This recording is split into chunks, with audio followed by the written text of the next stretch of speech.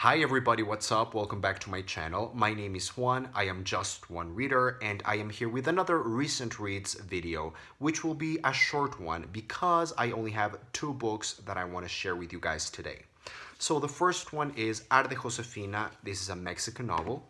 And the second one is The Phantom Tollbooth by Norton Juster. So let's start at the very beginning. A very good place to start. Ooh, that was higher than I was anticipating.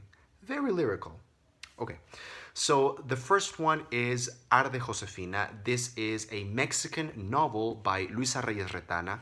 It's not a book that I'm going to spend a lot of time talking about in here because it's in Spanish. There's no translation available, so I know that not a lot of you guys out there can read or speak Spanish, so there's no point in me talking a lot about this book if it's not going to be available to many of you guys. But if you can read Spanish, go ahead and try this out. This is a very, very well executed, very well written, and very atmospheric novel about mental illness. In this story, we follow two characters who are members of this family, and this family is incredibly depressing, and it's just the perfect environment for mental illness to happen. If you enjoy reading about psychology, if you enjoy reading about very depressing, moody families and family interactions, if you enjoy reading about the genesis of mental illness, this is very recommendable. It focuses mostly on schizophrenia and paranoia.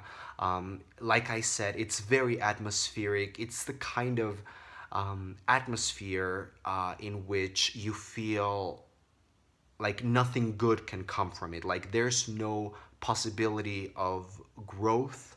There's no possibility for life in this family. It's just a very bleak, barren, desolate, and incredibly depressing family environment. So if you enjoy this kind of dark, depressing thing, go ahead, be my guest. I really enjoyed it. It was very fun to analyze this in a classroom setting, in a group setting. Really enjoyed this. I gave it 4 out of 5 stars. Now moving on to the other book that I finished recently, The Phantom Tollbooth by Norton Juster. This is the 50th anniversary edition. It is beautifully illustrated and it includes these gorgeous map and papers which are just gorgeous. So I am always very hesitant whenever I start reading a book like this, whenever I approach a book like this, which is essentially a very well-loved, very hyped, very popular, super American children's classic. So I started reading this book with a little bit of apprehension because it is very American, and I am not American, I am Mexican, so there might be some kind of cultural gap or cultural, factor in there. Also, it is very well liked, very well loved, celebrating its 50th anniversary, so it's incredibly popular. And so whenever I start reading a very hyped book, I am always kind of aware of the hype. And also it's a children's classic, and as I grow older, I am finding that I am becoming much more selective about the children's fiction that I actually enjoy and that I actually like. I do enjoy it. I am just finding it harder to find the gems that really are to my liking. So I started reading this book with a lot of apprehension, and this book starts with the following words. This is the opening line of The Phantom Tollbooth. There was once a boy named Milo who didn't know what to do with himself, not just sometimes, but always. And thus, reading this opening line, my world, my entire life has changed. The Phantom Tollbooth is now one of those books, for me at least, one of those books that has redefined the way that I read and that kind of makes me redefine or reassess everything that I have read previously in my life. It is a book that has made me think, that has made me ponder. It's a book that has really made me reflect and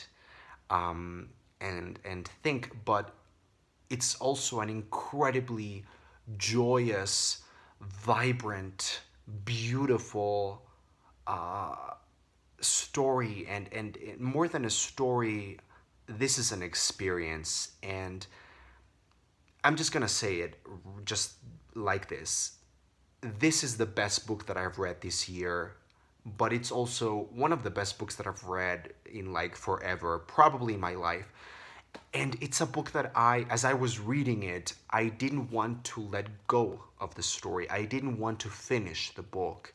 When I finished the book, I was depressed. I mean, I was obviously very glad and very happy, very satisfied with the experience that I had just had, but I was also incredibly sad that it was over.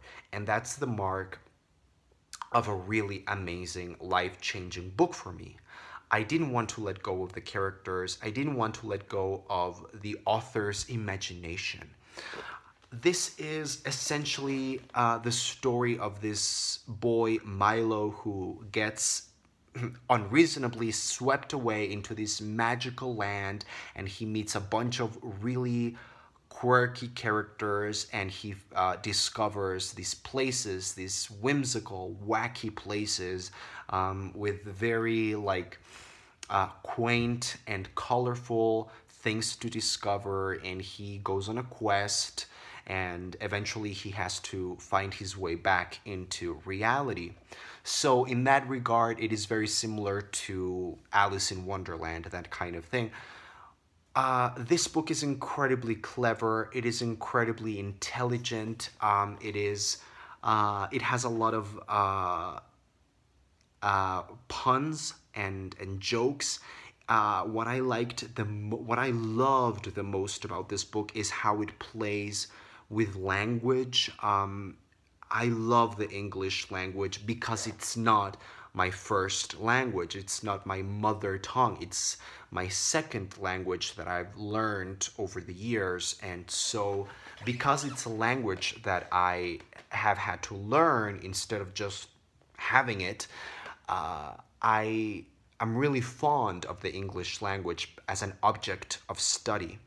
So this book was just all the better for me because of that aspect, because it really allowed me to smile in every single page, through every single paragraph. I was just smiling and being just wondering how could someone do this with language. It is incredible.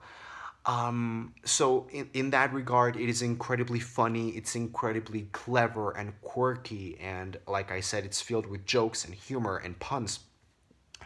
But then on top of that, it kind of is a very serious book. It's a very important, serious book that everybody should read, because I think the essence of this book is that it's a book about knowledge and about curiosity and information and learning, and all those things are incredibly important to me, not just as a human, not just as a person, but also I was a teacher for many years, and so I kind of have that teaching brain still.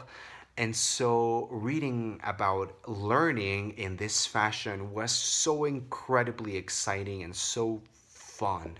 So yeah, in case you didn't know, I gave this 5 out of 5. It's my favorite book of recent years. I think this is just super, super special, and I cannot wait to read it a second time, and a third one, and a fourth one, and until the end of time. Also, this 50th anniversary edition includes a bunch of letters at the end, which are written by really famous authors and famous like journalists and famous people and people whose lives have been really affected by this book, and reading that just enhanced my love for this book so much more. So this is kind of a perfect book for me. It's one of those books that whenever I think of it now and in the future, whenever I think of this book, I will just smile and pop it open and start reading it again, and I will think of the first time that I ever read it.